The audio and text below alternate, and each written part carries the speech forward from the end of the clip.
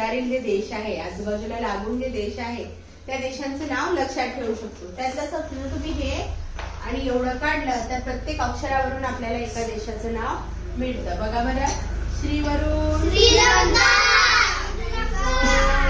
श्रीलंका. नंतर बचपन मधला ब वरून बरोबर बांगलादेश. च वरून व्हेरी गुड, तुम्हाला तर माहित आहे. प वरून पाकिस्तान, आपला शेजारी देश आहे, माहिती आहे तुम्हाला. न वरून नेपाळ, हा देश सुद्धा आपल्या शेजारी आहे आणि तिथे आपल्याला जाता येतं.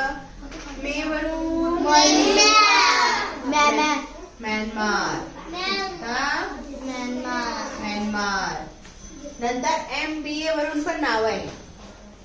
एम वरून बघा बरं, एम वरून आहे मालदीव.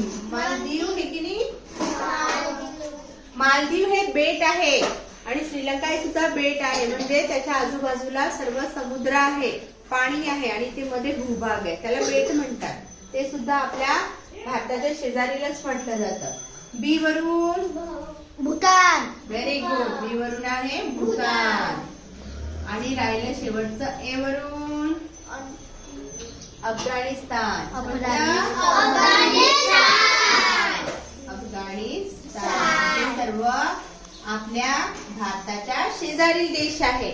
आणि आपल्याला ते लक्षात ठेवण्यासाठी श्री ने बचपन में MBA किया हे वाक्य आपल्या लवकर लक्षात राहील. आणि मग एक एक अक्षर आलं की आपल्याला बरोबर देशाचं नाव, देशच नव्हे तर आपल्या आजूबाजूला असणारे टापू म्हणजे बेट हे सुद्धा आपल्याला लक्षात ठेवता येतात. आवडली की नाही?